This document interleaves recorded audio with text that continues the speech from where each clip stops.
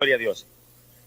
Vamos a comenzar con la conferencia sobre el tema de las señales de su venida. Gloria a Dios. Y antes de entrar en las señales específicamente, hay algo muy importante que el apóstol Pablo dice. Los creyentes tenemos que tenerlo en mente en esta época tan postrera, tan difícil y peligrosa en que vivimos. Y en Primera de Tesalonicenses, capítulo 5, verso 4, el apóstol Pablo dijo algo decisivo para la iglesia. Dijo: pero vosotros, hermanos, no estáis en tinieblas, para que ese día os sorprenda como ladrón. Porque vosotros sois hijos de la luz e hijos del día, no de la noche ni de las tinieblas. Y sí que Pablo nos da una voz de esperanza, de bendición, cuando nos asegura que ese día que viene no nos sorprenderá como ladrón a nosotros. Pero está hablándole a vosotros, hermanos, no al pueblo inconverso. Al pueblo inconverso va a ser un susto grande. Sea bendito el Señor Jesús. Está hablando a los hermanos, gente convertida de corazón. Tampoco está hablando a ciertas ramificaciones evangélicas que no creen ni en la luz eléctrica. Está hablando a los hermanos, a la iglesia, al cuerpo de Jesucristo, que cree en todo lo que está en la Biblia. No nos sorprenderá ese día como ladrón. ¿Por qué? Bueno, lo que vamos a estudiar ahora nos muestra a nosotros cómo nos va a sorprender como ladrón si está en la Biblia escrito todo con una lámpara encendida para que supiéramos el tiempo. No sabemos el día ni la hora, pero sabríamos el tiempo cuando estaría a punto el Señor de regresar. Bendito sea Dios. Y entrando ahora en las señales específicamente, Apocalipsis capítulo 16, verso 12, vamos a ver el primer punto. Apocalipsis 16, verso 12. Dice el apóstol San Juan: y el sexto ángel derramó su copa sobre el gran río Éufrates, y el agua de éste se secó, para que estuviese preparado el camino a los reyes del oriente. Primeramente, ¿el camino para qué? Al leer nosotros los próximos versículos vemos que viene la tercera guerra mundial ahí mismo, la batalla de Armagedón. Y para que los reyes del oriente pudieran entrar en Israel, que va a ser el epicentro de esa guerra mundial terrible, Dios va a secar el gran río Éufrates para que pasen en seco por ahí, hacia el interior del territorio de los judíos. Sea bendito el Señor Jesús. Ahora, lo interesante de esto es que al oriente de Israel, cuando terminó la Segunda Guerra Mundial, lo menos que había era ninguna potencia de renombre, nada. Todos esos países quedaron arruinados en esa guerra y no había nada ahí que se pudiera nombrar como una gran potencia como para entrar en la Tercera Guerra Mundial. Pero eso fue en la década del 40. Luego pasó la década del 50, la del 60, del 70 y empezaron a aparecer esos reyes del oriente. Y ahora, mientras hablamos aquí, al este, el oriente es el este, al este de Israel está la China Roja, que es una de las naciones más poderosas militarmente hablando hoy en día. Y ahí está el Japón, que se ha levantado como un gigante, económicamente, políticamente, en todo sentido. Son dos potencias tremendas ahí ahora, mostrándonos que estamos en los días de los reyes del oriente, en los días en que Dios va a secar el Éufrates, en los días en que va a estallar la Tercera Guerra Mundial. Y así que es una voz de alerta para toda la humanidad de que pronto esto que estamos viendo ahí va a suceder. Se secará el río y esas potencias pasarán a la Tercera Guerra Mundial en territorio de Israel. Bendito el nombre de Jesús. Ahora, en Efesios capítulo 5, verso 14, el apóstol Pablo habló una palabra de alerta, pero que al mismo tiempo es una palabra profética. Hablando a la iglesia, dijo: despierta tú que duermes, levántate de entre los muertos y la luz de Cristo te iluminará. Y digo que era una voz de alerta porque está hablando que los que están dormidos fracasarán en este tiempo que viene. Pero al mismo tiempo es una voz profética, como señalando cómo estaría la iglesia en este tiempo. Dormida, en un sueño trágico de indiferencia, de incredulidad, de indisciplina. Se me entristece a mí el alma cuando comenzamos un llamamiento que hay cientos y cientos de perdidos dentro de la iglesia y se ponen de pie montones de hermanos y se van para su casa, como si eso no fuera con ellos. Yo no sé cuándo fue que se convirtieron, pero ojalá se conviertan a tiempo. Alabado sea Dios. El que está convertido, que ha nacido de nuevo, mira hermano, cuando llega un llamamiento, prepara, le dice: Señor, haz de mi cabeza agua y de mis ojos fuentes de lágrimas, para llorar por esta gente perdida aquí, porque tenemos que dar de gracia lo que de gracia hemos recibido. Tenemos que pelear por esa gente perdida con todo, para que tengan la misericordia que Dios ha tenido con nosotros. Sea bendito Señor Jesús. Naturalmente que ese tipo de creyente es el tibio, que está en el cuerpo ahora mismo, pero cuando suene la trompeta, lo vomitarán por su boca. ¿Qué es lo que se va para el cielo cuando suena la trompeta? Cuando se va el cuerpo de Jesucristo, que es la iglesia. Y mucha gente que está en la iglesia, que están tibios, dice: en ese día los vomitaré por mi boca.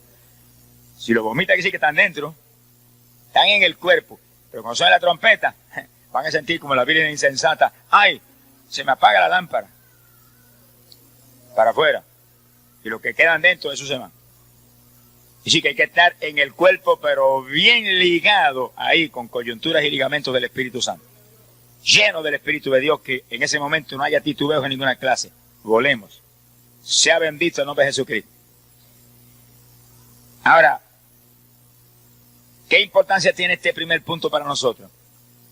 Bueno, nos muestra que estamos en los días en que se acerca la Tercera Guerra Mundial. Y antes de que la Guerra Mundial estalle, volamos nosotros para el cielo. Miren, aquí lo pueden ver. Verso 13, después que habla de los reyes del Oriente para atravesar hacia la Tercera Guerra Mundial, dice: vi salir de la boca del dragón, de la boca de la bestia y de la boca del falso profeta, 3 espíritus inmundos a manera de rana. Y explica: son espíritus de demonios que hacen señales y van a los reyes de la tierra en todo el mundo para reunirlos a la batalla de aquel gran día del Dios Todopoderoso. Ahí está la Tercera Guerra Mundial, todo el mundo en guerra, engañado por el diablo. Pero fíjense que antes de que la guerra estalle, el verso 15 nos da a nosotros un toque de alegría. Jesús dijo: he aquí que yo vengo como ladrón. Dichoso el que vela y guarda sus vestidos para que no ande desnudo y vean su vergüenza. Ese es el rapto. Como ladrón en la noche desciende el Hijo del Hombre y arrebata su pueblo y se lo lleva. Su propiedad para arriba. Su cuerpo es levantado de esta tierra, que es su iglesia. Y después de ese levantamiento, dice, lo reunió en el lugar en que en hebreo se llama Armagedón. Después viene la guerra. Primero el rapto y después la guerra. Primero el arrebatamiento y después los juicios terribles que vienen. Aparte de la guerra mundial vienen otros. Pero primero nosotros volamos. ¿Cuántos son del cuerpo? ¿Y cuántos están calientes? No basta con ser del cuerpo, hay que estar caliente, porque si estás tibio te van a vomitar momentos antes del rapto. Ese es el reto nuestro, mantenernos calientes. Jesús dijo: fuego he venido a traer a la tierra, fuego. ¿Cuánto deseo que ella esté encendido? El creyente verdadero es una antorcha encendida que alumbra en esta tierra al pecador. Bendito sea el nombre de Dios.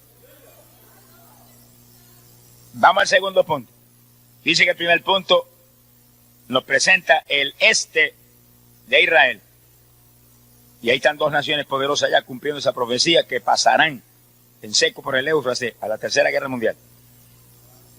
Pero el segundo punto, Ezequiel 38, verso 2 y 3, y verso 15 en adelante. Ahí ahora vamos al norte de Israel.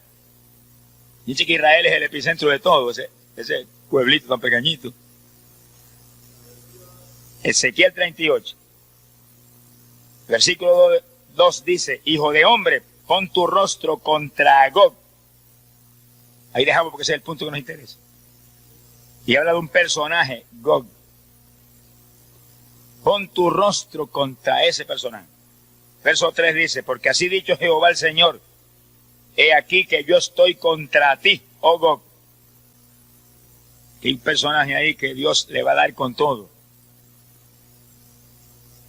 Pero lo más que nos interesa a nosotros, verso 14 en adelante ahora, profetiza, hijo de hombre, y dile a Gog, que así ha dicho Jehová el Señor, en aquel tiempo cuando mi pueblo Israel habite con seguridad, tú lo sabrás, y vendrá de tu lugar de las regiones del norte. Dice que ese es el punto clave.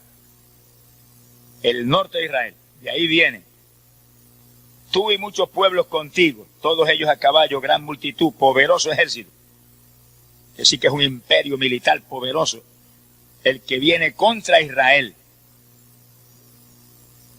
Y subirás contra mi pueblo Israel, como una nube que cubre la tierra. Eso será en los últimos días. Y te traeré sobre mi tierra, para que las naciones me conozcan cuando yo sea santificado en ti, oh Gog, delante de sus ojos. La palabra Gog quiere decir jefe, y ese es un jefe grande, y también quiere decir oso. Y fíjense que Gog está al norte de Israel. Y sí que ahí hay dos claves inconfundibles para identificar a Gog. Al norte de Israel está la Unión Soviética, y el emblema nacional de Rusia es el oso. Quiere decir que ahí está hablando específicamente, en forma inconfundible. No hay un intérprete de la Biblia que no esté de acuerdo con eso. Que ahí está hablando de Rusia y un jefe grande que le llama Gog. ¿Será ese que está ahora dialogando con Reagan? La cosa está bien. Dice, eso serán los últimos días, dice ahí. En los últimos días aparecería esa nación poderosa al norte de Israel.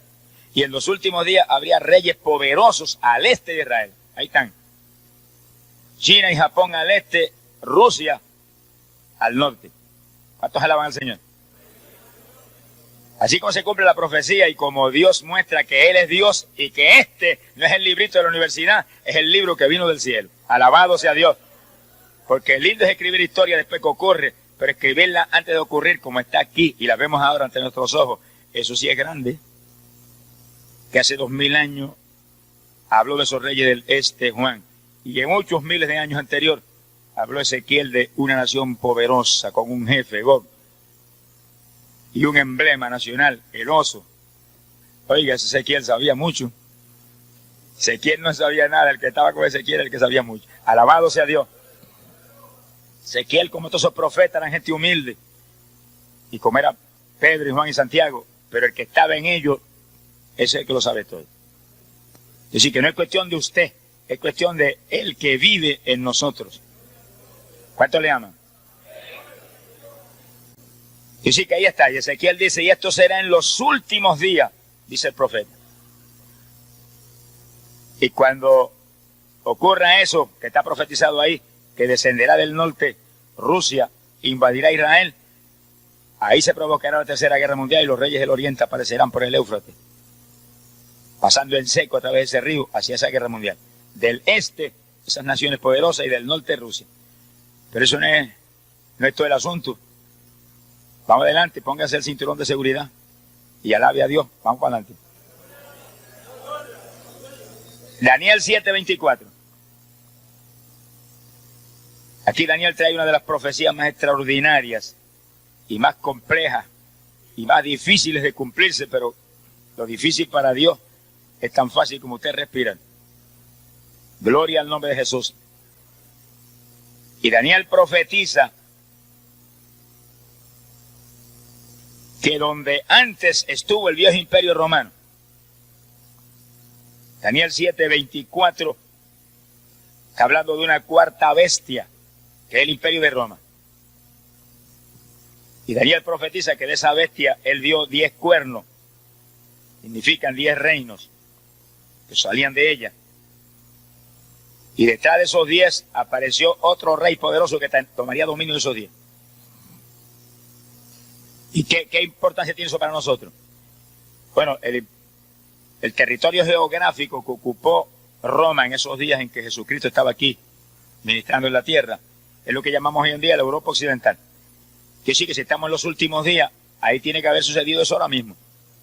Ahora mismo en la Europa Occidental está el mercado común europeo, donde 10 reinos se unieron.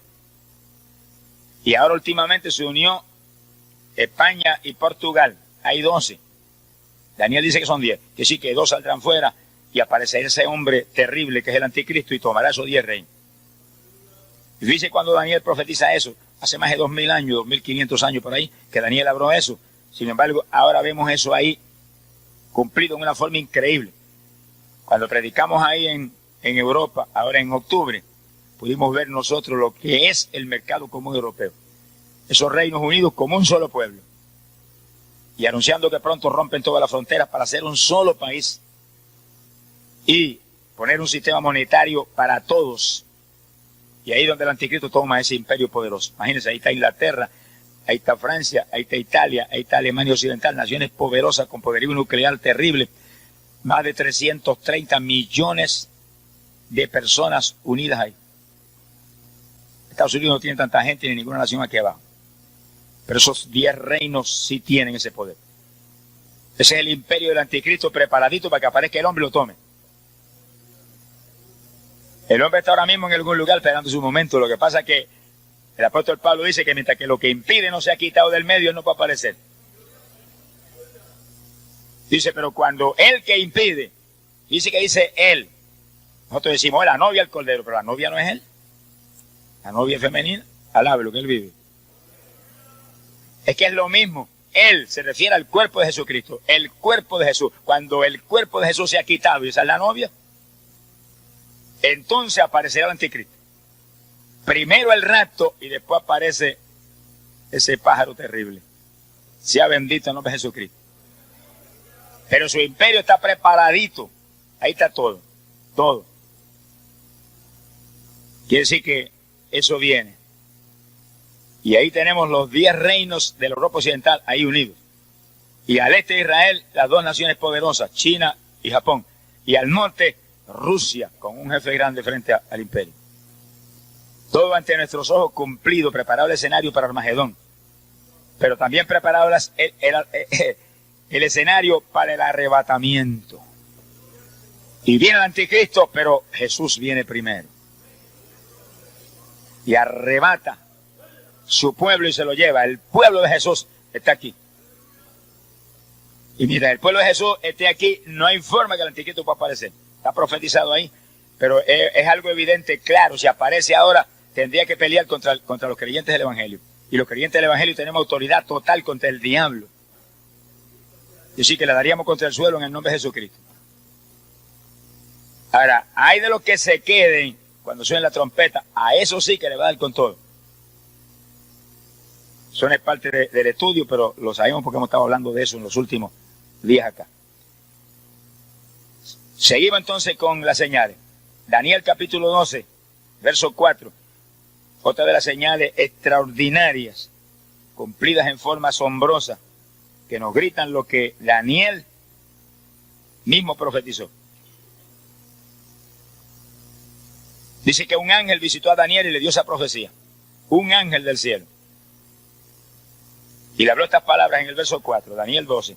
Pero tú, Daniel, cierra las palabras y sella el libro. Estas palabras, anota, pero cierra y sella, que no es para ti. Dijo, porque es para el tiempo del fin. Para los últimos días. No era para Daniel, era para nosotros que estamos aquí reunidos hoy. Alabe lo que él vive. Muchos se moverán de aquí para allá. Y la ciencia será aumentada. 2 señales dejó. Primero la parte clave. La parte clave. La ciencia sería aumentada. Cumplimiento de esa profecía es algo realmente extraordinario, increíble. Cuando comenzó el siglo XX, cuando comenzó este siglo, ni siquiera había un avión, ni uno. Ni uno. Y cuando comenzó este siglo, mire, olvídese, radio, televisores, luz eléctrica, fonógrafo, todas esas cosas, eso era como un sueño. Sea bendito el Señor Jesucristo. Yo recuerdo cuando vivía en el campo, aquí en Camuy, ese campo que se llama Ciénaga, los años que vivimos sin luz eléctrica. Había luz eléctrica en el campo y había carretera, un camino allí polvoreante. En este siglo, sin embargo, de pronto comenzó una revolución científica increíble y aparecieron los televisores, y aparecieron los radios, y aparecieron todo lo que hoy conocemos que es tan común para la humanidad. Ya el avión a principios del siglo fue descubierto, pero empezó a crecer el asunto de la aviación. Y ya aparecieron los aviones de motores, 2 motores y 4 motores. En uno de 4 motores fui yo a California desde aquí. Más perdido que el diablo. Y se cae el avión, yo para el infierno de nariz. Sea bendito Señor. A competir en una competencia de fisicultura. A California, a Oakland. Y eso fue en el 1952. 62, 72, 82, gracias a Dios por los dedos. 83, 84, 85, 87, 14 años es eso. 34 años es eso. Y no había aviones en retropropulsión todavía, 30 años atrás. En un cuadrimotor, que recuerdo cuando me montamos, uno que estaba allí, que me conocía en el deporte, me fortaleció en la fe. Me dijo, ten confianza, esos son unos burros, esos aviones son militares, eso no se cae. Yo digo, si se cae, pobre de mí. Sea bendito Señor Jesús. Que dice, cuando uno está en el mundo y uno no conoce al Señor, fíjense lo que uno se arriesga. Un viaje, 14 horas se tardaba ese viaje. Poniéndonos la vida que cualquier motor que falle se cayó y al infierno. ¿Qué sabía yo? Yo no, ni pensaba en el infierno, ni pensaba en nada de eso, pensaba en mi vida ahí perdido como estaba. Sea bendito Señor Jesús.